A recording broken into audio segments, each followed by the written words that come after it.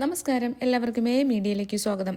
കഴിഞ്ഞ വ്യാഴാഴ്ച നെയ്യാറ്റിൻകരയിൽ നടന്ന വിവാദ സമാധിയിൽ ഇന്ന് നടപടി ഉണ്ടായിരിക്കുകയാണ്. നെയ്യാറ്റിൻകര ഗോപൻസ്വാമി എന്നറിയപ്പെടുന്ന ഗോപൻസ്വാമി സമാധിയായതുമായി ബന്ധപ്പെട്ട് ഒരുപാട് വിവാദങ്ങൾ ഉയർന്നിരുന്നു. കുടുംബത്തിന്റെ ബന്ധുവും അയൽവാസിയുമായ വിശ്വംഭരൻ എന്ന ആളിന്റെ മാൻ മിസ്സിംഗ് പരാതിയെ തുടർന്ന് അന്വേഷണത്തിന്റെ ഭാഗമായി പോലീസ് ഇവിടെ എത്തുകയായിരുന്നു. കുടുംബം പറഞ്ഞത് ഇപ്രകാരമായിരുന്നു: അദ്ദേഹം എല്ലാ ദിവസവും ധ്യാനത്തിലിരിക്കാറുള്ള പുരയിടത്തിലെ പീഠത്തിലിരുന്ന് സമാധിയായെന്നും അദ്ദേഹം നേരത്തെ മക്കളോടും ഭാര്യയോടും പറഞ്ഞേൽപ്പിച്ച പ്രകാരം അഷ്ടദ്രവ്യങ്ങൾ കൊണ്ട് പൂജ നടത്തി കഴുത്തപ്പം വരെ പൂജാദ്രവ്യങ്ങൾ നിറച്ച് അദ്ദേഹത്തെ സമാധിയിരുത്തിയെന്നും ഇത് ആരെയും കാണിക്കാതെ പൂജാരിയായ മകൻ തന്നെ, രണ്ട് ആൺമക്കളാണ് അദ്ദേഹത്തിനുള്ളത്, അതിൽ പൂജാരിയാണ് ഒരു മകൻ, ആ പൂജാരിയായ മകൻ തന്നെ ഇത് ചെയ്യണമെന്നും അതിനുശേഷം മാത്രമേ പുറം ലോകത്തെ അറിയിക്കാൻ പാടുള്ളൂ എന്നും അദ്ദേഹത്തിന്റെ ആഗ്രഹപ്രകാരമാണ് അങ്ങനെ ചെയ്തതെന്നുമാണ് അവർ അറിയിച്ചിരിക്കുന്നത്. എന്തായാലും ഗോപൻസ്വാമി സമാധിയായി എന്ന ബോർഡ് വെച്ചപ്പോഴാണ് പുറം ലോകം അദ്ദേഹത്തിന്റെ മരണവിവരം അറിഞ്ഞത്. ഉടൻ തന്നെ സംശയം പ്രകടിപ്പിച്ച് നാട്ടുകാർ രംഗത്ത് വരികയും ഗോപൻസ്വാമി അപായപ്പെടുത്തിയതാണോ എന്ന് സംശയം പ്രകടിപ്പിക്കുകയും ചെയ്തു. പോലീസിന് ഒരു മാൻ മിസ്സിംഗ് പെറ്റീഷൻ ലഭിച്ചാൽ അതിന്റെ നടപടിക്രമങ്ങൾ അനുസരിച്ച് പ്രവർത്തിച്ചേ മതിയാകൂ. ഒന്നാമതായി, അദ്ദേഹം കല്ലറയ്ക്കുള്ളിൽ ഉണ്ടോ എന്ന് സ്ഥിരീകരിക്കണം. അദ്ദേഹത്തിന് ഒരു കല്ലറയിലാണ് അടച്ചിരിക്കുന്നത്. ആ കല്ലറയിൽ അദ്ദേഹം ഉണ്ടോ എന്ന് സ്ഥിരീകരിക്കുന്നതാണ് ഫസ്റ്റ്. രണ്ടാമതായി, ആ കല്ലറയിൽ അടക്കം ചെയ്യുമ്പോൾ അദ്ദേഹം പൂർണ്ണമായും മരണപ്പെട്ടിരുന്നോ, അദ്ദേഹത്തിന്റെ അവയവങ്ങൾ എല്ലാം പ്രവർത്തനരഹിതമായോ എന്ന് അന്വേഷിക്കേണ്ടിയിരിക്കുന്നു. പിന്നെ അതിനുശേഷം അദ്ദേഹം എങ്ങനെയാണ് മരണപ്പെട്ടത്, അതൊരു സ്വാഭാവിക മരണമാണോ, അത് അന്വേഷിക്കേണ്ട ആവശ്യകതയുണ്ട്. ഇതേപോലുള്ള അന്വേഷണത്തിന്റെ പ്രധാനമായിട്ടുള്ള ഒരു ഉത്തരവാദിത്വം പോലീസിനുണ്ട്. പക്ഷെ പോലീസിന്റെ മുന്നിൽ ഉണ്ടായിരുന്ന പ്രധാനപ്പെട്ട വെല്ലുവിളികൾ എന്ന് പറഞ്ഞാൽ അവരുടെ ആചാര അനുഷ്ഠാനങ്ങളെ വ്രണപ്പെടുത്താത്ത രീതിയിൽ, ഒരു വർഗീയ പ്രശ്നമാകാത്ത രീതിയിൽ അത് കൈകാര്യം ചെയ്യണം. അപ്പോൾ ആദ്യം അന്വേഷണത്തിന് സഹകരിച്ച വീട്ടുകാർ പിന്നീട് ചില മതസംഘടനകളുടെ സ്വാധീന വലയത്തിൽ പെട്ടുപോകുന്നതാണ് നമുക്ക് കാണാൻ കഴിഞ്ഞത്. പോലീസിന്റെ അന്വേഷണത്തോട് സഹകരിക്കാതിരിക്കുകയും അവർ ഇത് പൊളിക്കാൻ സമ്മതിക്കത്തില്ല എന്നൊക്കെ പറഞ്ഞിട്ട് ഒരുപാട് പ്രശ്നങ്ങൾ ഭാര്യയും മക്കളും മകന്റെ ഭാര്യയും അങ്ങനെയുള്ള എല്ലാവരും വളരെയധികം പ്രശ്നങ്ങൾ ഉണ്ടാക്കി. അങ്ങനെ അവർ കോടതിയിലേക്ക് പോയി, അവർ കോടതിയെ സമീപിച്ചു. പക്ഷേ കോടതി ഇതിൽ ഇടപെടാൻ വിമുഖത കാണിച്ചു. കോടതി ഇടപെടാൻ താല്പര്യം കാണിച്ചില്ല, വിമുഖതയാണ് കോടതിയുടെ ഭാഗത്തുനിന്നുണ്ടായത്. പോലീസ് അവരുടെ നടപടികളുമായിട്ട് മുന്നോട്ട് പോകട്ടെ എന്ന് കോടതി അനുമതിയും കൊടുത്തു. അങ്ങനെയാണ് ഇന്ന് രാവിലെ 7 മണിയോടുകൂടി പോലീസ് എത്തി ഗോപൻസ്വാമികളുടെ കല്ലറ പൊളിക്കുകയും അദ്ദേഹത്തിന്റെ മൃതദേഹം തിരുവനന്തപുരം മെഡിക്കൽ കോളേജിലേക്ക് പോസ്റ്റ്മോർട്ടത്തിനായി മാറ്റുകയും ചെയ്തു. ശക്തമായ പോലീസ് സന്നാഹം ഈ പ്രദേശത്ത് വിന്യസിച്ചിട്ടുണ്ട്. അസ്വാഭാവിക മരണത്തിന് പോലീസ് കേസ് എടുത്തിട്ടുമുണ്ട്. പോസ്റ്റ്മോർട്ടം റിപ്പോർട്ട് കഴിഞ്ഞ് മൃതദേഹം ബന്ധുക്കൾക്ക് വിട്ടുകൊടുക്കുമെന്ന് സബ് കളക്ടർ അറിയിച്ചു. റിപ്പോർട്ട് കിട്ടിയ ശേഷം മാത്രമേ വീട്ടുകാർ പറയുന്നത് സത്യമാണോ എന്ന് സ്ഥിരീകരിക്കാൻ കഴിയൂ.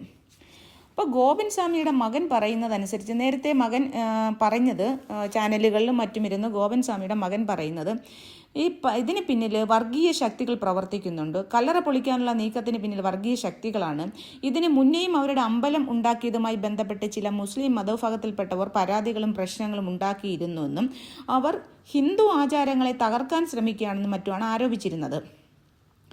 ശുദ്ധ അസംബന്ധങ്ങളാണ് എന്നുള്ളതാണ് നമുക്ക് കേൾക്കുന്നവർക്ക് അത് തോന്നുക എങ്കിൽ പോലും അവരാണ് സമാധിയുമായി ബന്ധപ്പെട്ട് ഇപ്പോൾ ഉണ്ടായിരിക്കുന്ന വിവാദങ്ങൾക്ക് പിന്നിൽ എന്നുകൂടിയാണ് അദ്ദേഹത്തിന്റെ മകൻ പറഞ്ഞു വെച്ചത്. അപ്പം ഈ ഗോപൻസ്വാമി ആരാണെന്ന് അറിയാത്ത പലരും ഉണ്ടാവും. മണിയൻ എന്നാണ് ഈ ഗോപൻസ്വാമിയുടെ മുൻപ് അറിയപ്പെട്ടിരുന്നത്. അദ്ദേഹം മണിയൻ എന്നായിരുന്നു പേര്. അദ്ദേഹം ഒരു നെയ്ത്ത് തൊഴിലാളിയായിരുന്നു. നെയ്ത്ത് തൊഴിലാളി ജീവിതത്തിൽ നിന്ന് ജീവിതം ആരംഭിച്ച് അദ്ദേഹം പിന്നീട് ചുമട്ടു തൊഴിലേക്ക് പോയി. ചുമട്ടു തൊഴിലാളിയായിട്ടിരിക്കെ അദ്ദേഹത്തിന്റെ പേര് മാറ്റുകയും അവർ താമസിച്ചിരുന്ന സ്ഥലത്ത് നിന്ന് മാറി ആറാലുമൂട് എന്ന സ്ഥലത്തേക്ക് താമസം മാറ്റുകയും അവിടെ വെച്ച് അദ്ദേഹം പേര് മാറ്റി ചെറിയൊരു ക്ഷേത്രം പണിയുകയും ആ ക്ഷേത്രത്തിലെ പൂജാരിയായിട്ട് പിന്നെ പ്രവർത്തിക്കാൻ തുടങ്ങി. അങ്ങനെ അദ്ദേഹം ഗോപൻ സ്വാമി എന്നറിയപ്പെട്ടു. ഗോപൻ എന്നുള്ള പേര് പിന്നീട് അദ്ദേഹം മാറ്റിയതാണ്. അപ്പോൾ ഇതിൽ അസൂയാലുക്കളായ കുറച്ച് അന്യമതവിഭാഗക്കാരായ ആളുകൾ ആണ് ഈ വിവാദത്തിന് പിന്നിലെന്നൊക്കെയാണ് മകൻ പറഞ്ഞു വരുന്നത്. അപ്പോൾ അവർ പൂജ ചെയ്യുന്ന അമ്പലങ്ങൾ പൊളിക്കാൻ നോക്കിയെന്നും അവരുടെ നാഗരികാവ് അത് പൊളിക്കാൻ നോക്കിയെന്നും അവിടെ ഒരു അടുത്ത് തന്നെ ഒരു മുസ്ലിം വ്യക്തിയുടെയാണ് അതിൻ്റെ ആ പ്രോപ്പർട്ടി, ആ പുരയിടം എന്നുമൊക്കെയാണ് മകൻ ആരോപിക്കുന്നത്.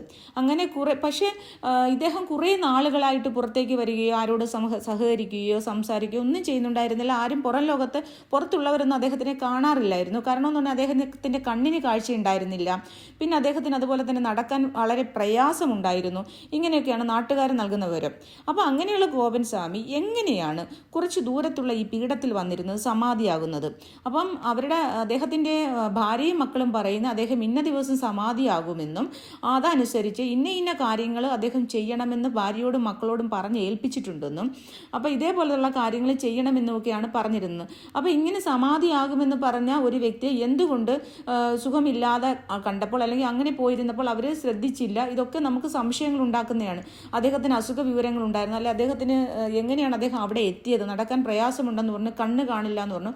പിന്നെ സ്വാഭാവികമായിട്ട് കണ്ണ് കാണാത്തവർ സ്വന്തം വീട്ടിലും ഒക്കെ അവർക്ക് നടക്കാനും അവരുടെ ആ വഴികളും കറക്റ്റായിട്ട് കണ്ണ് കണ്ടുകൊണ്ടിരുന്നപ്പോൾ അവർ നടന്ന സ്ഥലങ്ങൾ തന്നെ ആയിരുന്നല്ലോ കണ്ണ് കാണാതിരിക്കുമ്പോഴും. അപ്പോൾ അവർക്ക് കൃത്യമായ സ്ഥലങ്ങളൊക്കെ അവർക്ക് നോട്ടബിൾ ആയിരിക്കും, അവർക്ക് കാണാൻ കാഴ്ചയുണ്ടാവും. അതൊക്കെ കറക്റ്റാണ്, അത് ഒരു വശം.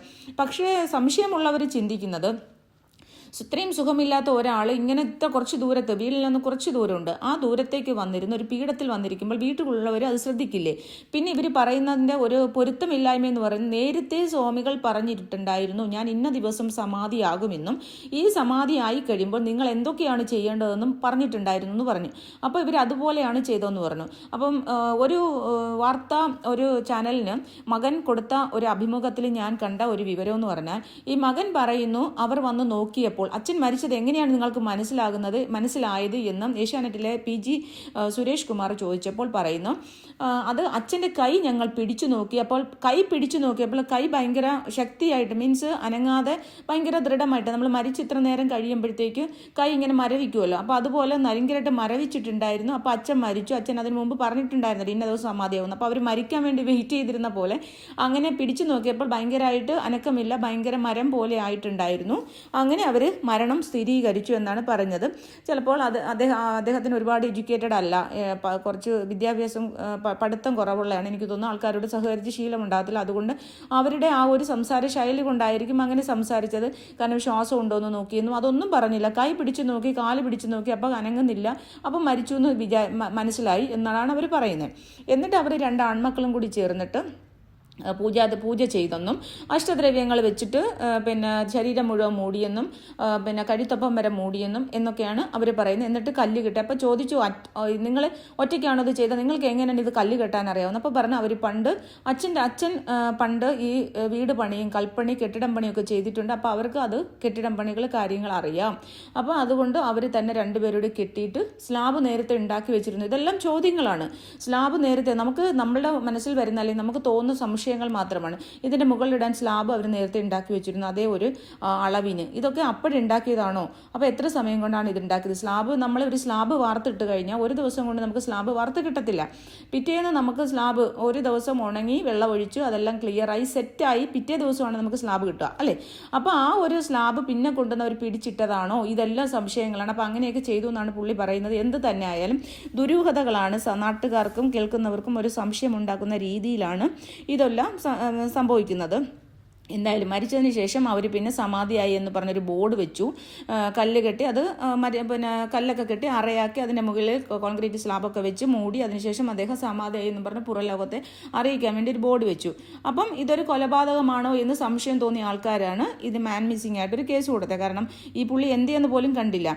അപ്പം നമ്മുടെ എന്ത് ആചാരാനുഷ്ഠാനങ്ങൾ, നമ്മുടെ രാജ്യത്തെ ഓരോ മതവിഭാഗങ്ങൾക്കും ഓരോ ആചാരാനുഷ്ഠാനങ്ങളുണ്ട്. അപ്പോൾ എല്ലാ മതവിഭാഗങ്ങളുടെ ആചാരാനുഷ്ഠാനങ്ങളെയും ബഹുമാനിച്ചു കൊണ്ട് തന്നെ ഞാൻ പറയുകയാണ്, നമ്മുടെ രാജ്യത്ത് ശക്തമായ ഒരു നിയമ സംവിധാനമുണ്ട്. നമ്മൾ എത്ര ആചാരാനുഷ്ഠാനങ്ങൾ നടത്തണമെന്ന് വാശി പിടിച്ചാലും ഇങ്ങനെയുള്ള ഒരു പരാതികളോ ആരോപണങ്ങളോ ഉണ്ടായിക്കഴിഞ്ഞാൽ നമ്മുടെ രാജ്യത്ത് ശക്തമായ ഒരു നിയമ സംവിധാനം ഉണ്ട്. ആ നിയമ സംവിധാനം ഉള്ളിടത്തോളം കാലം ഇത്തരം കാര്യങ്ങൾ ആരോപണം ഉണ്ടാകുമ്പോൾ തീർച്ചയായിട്ടും അതിൻ്റെ ദുരൂഹത നീക്കേണ്ടത് നിയമ സംവിധാനത്തിൻ്റെയും ഭരണകൂടത്തിൻ്റെ ആവശ്യകതയാണ്.